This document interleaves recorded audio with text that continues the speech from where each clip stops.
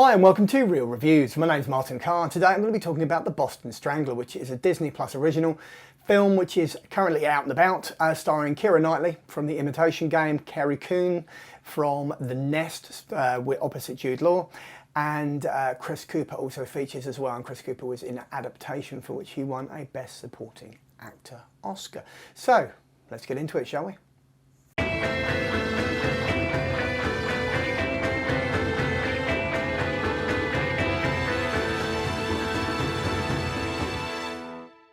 So the Boston Strangler 2023 is essentially, it looks at the eponymous case from the perspective of two female journalists working for the Record American, so you had Loretta McLaughlin played by Keira Knightley, you had Jean Cole played by Carrie Coon.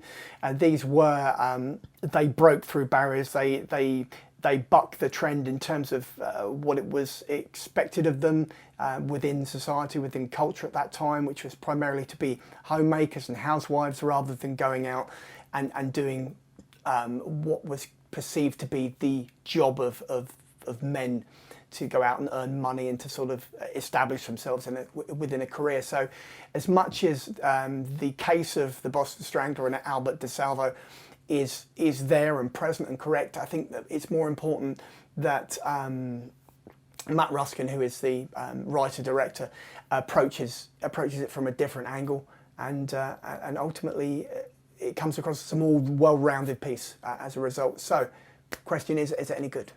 So I think the thing to remember here, as I said, is that this isn't necessarily just about the murdering elements or the murder elements, although they do play an intrinsic part in terms of the construction of the film. I think that Keira Knightley and Carrie Coon and Chris Cooper definitely bring a different perspective. I think the performances are very good within this film. I think they do owe a debt to David Fincher and to Mindhunter.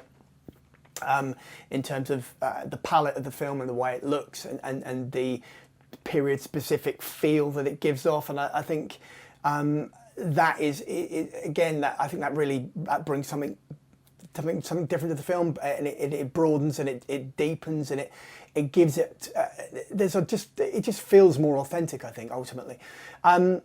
So would I recommend this? Yes, I would.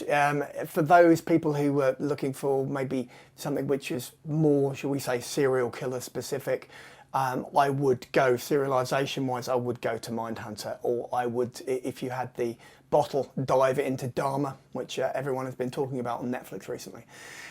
So I think it's good. I think you should see it. And as a standalone film, it works really well. So let's move on.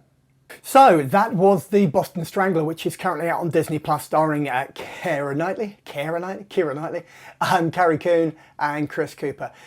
So this has been Real Reviews. I am Martin Carr as ever, and if you like the video then be sure to click the little thumb thingy and drop me a like. If you would like to subscribe then you can do that too. If you do so, then every time I drop a video, which is every Tuesday and every Saturday, then you will get a little notification. You can jump in and listen to as much or as little as you want to. There is also the option to drop a comment in the comment box, or failing that, above all else, you can actually read my stuff. I do have a website and I have links to my author pages, which are all in the main banner of this video channel. So until next time, take care, talk soon. Cheers now, bye.